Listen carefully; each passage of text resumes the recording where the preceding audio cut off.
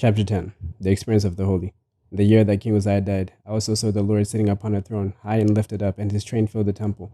And above it stood the seraphims. Each one had 6 wings. With twain he covered his face, and with twain he covered his feet, and with twain he did fly. And one cried unto another, and he said, Holy, holy, holy is the Lord of hosts. The whole earth is full of his glory. And the posts of the door moved at the voice of him that cried, and the house was filled with smoke. Then I said, Woe is me, for I am undone, because I am a man of unclean lips, and I dwell in the midst of a people of unclean lips. For mine eyes have seen the King, the Lord of hosts. Then flew one of the seraphims unto me, having a live coal in his hand, which he had taken with tongues from off the altar.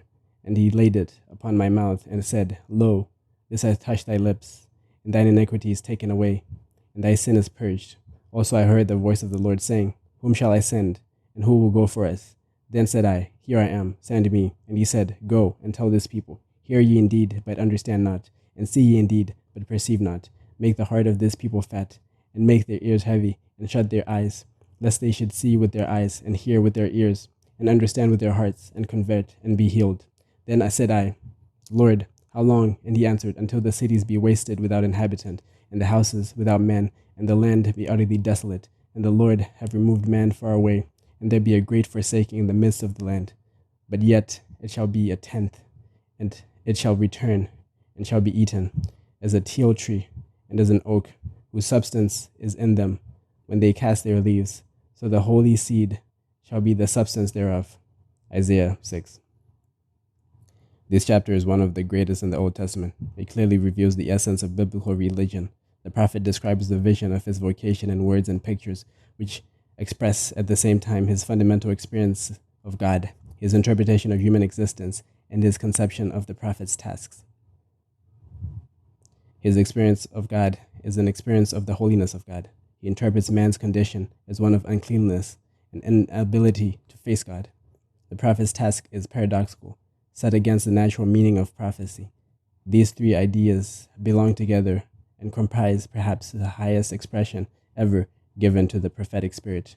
The prophet does not describe God himself in any way. He speaks only of the train which filled the temple, of the angels surrounding the Lord's throne, of the shaking of the foundations, and of the smoke filling the house. In this manner, he indicates that the revelation of God is at the same time the veiling of God.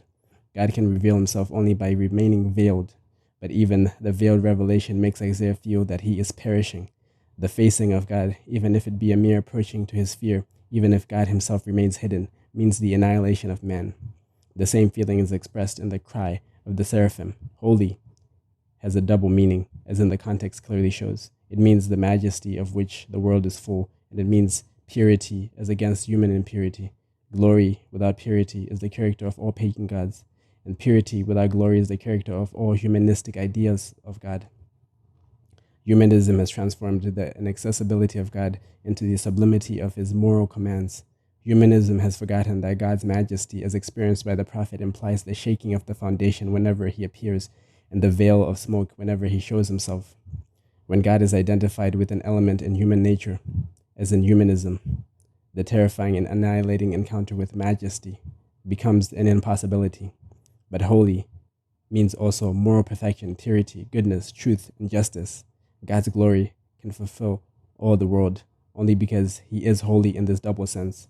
The glory of the gods who are not holy in this double sense can fulfill only one country, one family, one tribe, one nation or state, or one sphere of human life. Consequently, they do not possess the truth and justice and purity of the God who is really God.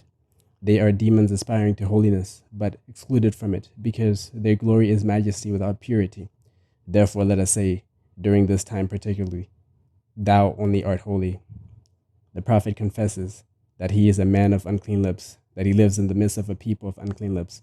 He emphasizes his lips because his work is preaching, but the impurity of his lips symbolizes the impurity of his entire existence and of the existence of the individuals and society as a whole. Isaiah exhibits profound insights when he identifies himself with the unclean people in the very moment that he is made worthy of his exceptional vision. The difference between mystical and prophetic religion lies in that insight, for even in the greatest ecstasy, a prophet does not forget the social group to which he belongs and its unclean character, which he cannot lose. Consequently, the prophetic ecstasy, as opposed to the mystical ecstasy, is never an end in itself, but rather the means of receiving the divine commands which are to be preached to the people. Isaiah's vision reveals the two conditions for the prophetic existence. The lips of the prophet must be purified by fire. He can then hear the voice of God, the condition for his being sent by God. Nobody can be a prophet of God through his own strength, and nobody can absolve himself. Only the power of divine holiness having touched our existence can bring us near to God. Something of our existence, sin, iniquity, or uncleanness, must be burned away, must be annihilated.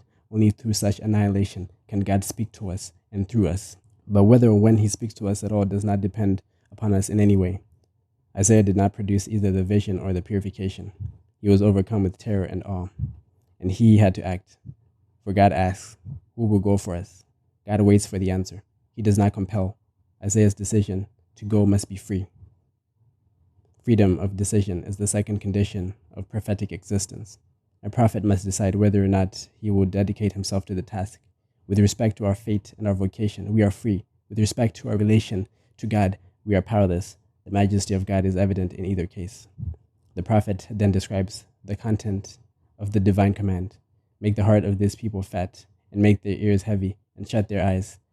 Our natural moral feeling refuses to accept such a paradox. For if we speak, we wish to make ourselves heard. And when we preach, we wish to convert and to heal.